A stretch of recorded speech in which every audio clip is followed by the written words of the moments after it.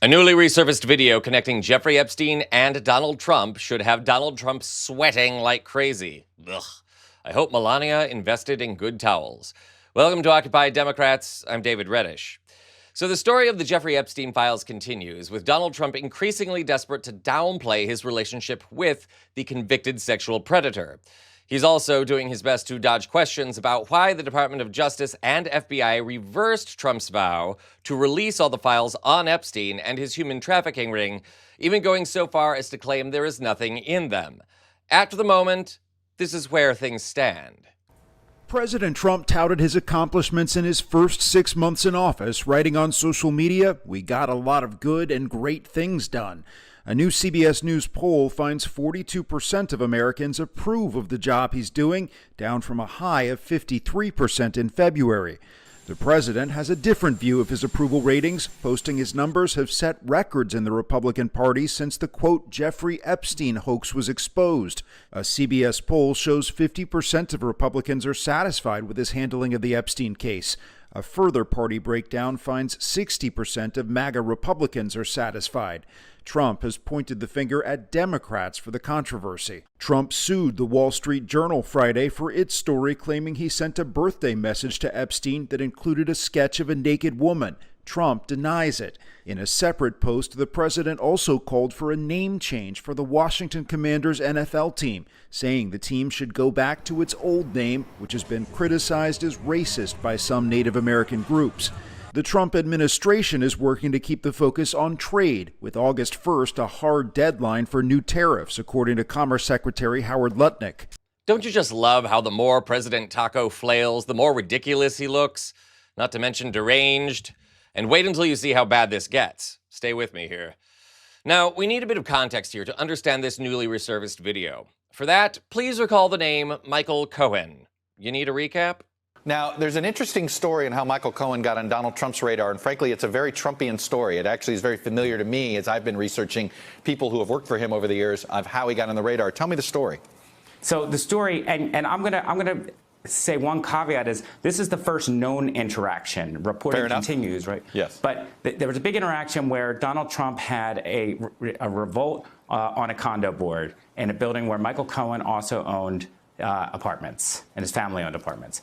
And Michael Cohen, rather than sticking with the condo board, sides with then citizen Donald Trump, helps undermine this sort of condo board uprising. And by the way, this city is known for dramatic co-op and condo board politics, but not quite like this, and helps Donald Trump kind of quash this rebellion and forever solidifies himself as a loyalist for Donald Trump. In December 2018, Cohen was sentenced to 3 years in federal prison and ordered to pay a $50,000 fine. And all of that says nothing of his involvement as a back-channel communicator between Trump and the Russian government in 2016, or the way he later sued Trump after the two parted company. And, in an often overlooked twist, Cohen's daughter Samantha came forward 4 years ago to talk about inappropriate behavior toward her by Donald Trump himself.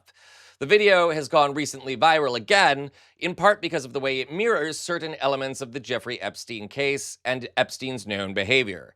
Now, take a look at this. This is a long-ish clip, but make sure to watch everything here. This is creepy. Your dad started working with Donald Trump when I think you were 11. Yes. And do you remember what you thought of your dad's boss, Donald Trump, and what you thought of his job back then?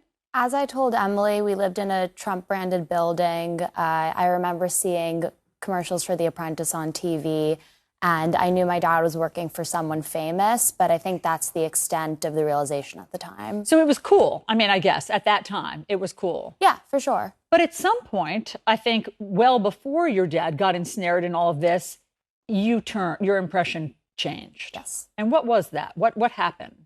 There were a few instances that changed that impression, and they happened over the course of a few years as I got older and as I started to realize how Trump treated my father, one of which is in the book where my dad explains what happened at the golf course. Let me read that. Okay, sure. Because, I mean, I think that this one is illustrative of something.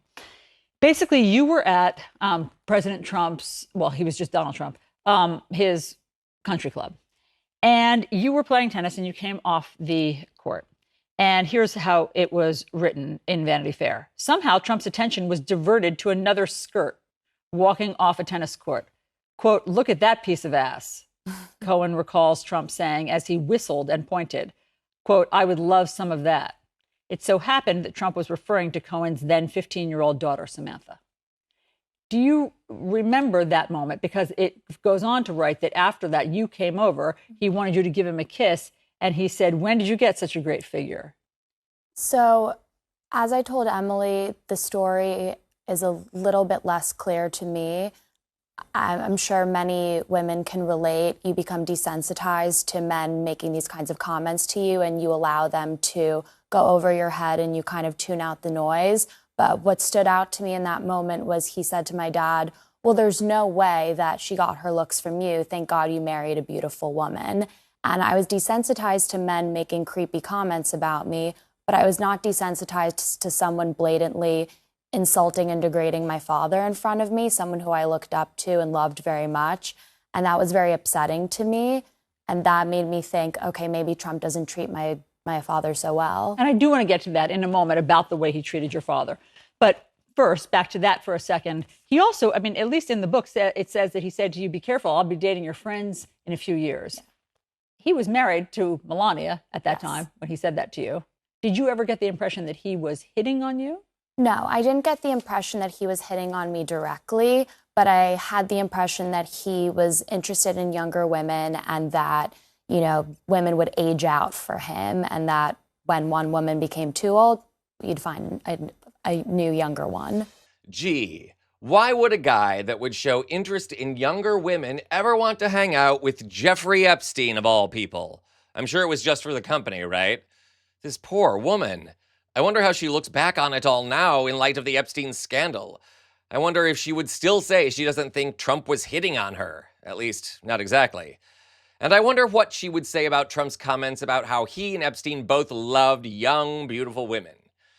This is disgusting, and it's just another example of Trump, who was convicted of sexual assault, mind you, abusing women and utterly failing to distance himself from his dead bestie. Makes you wonder what could come out next about Trump and Epstein. We'll keep you informed. This is Occupy Democrats.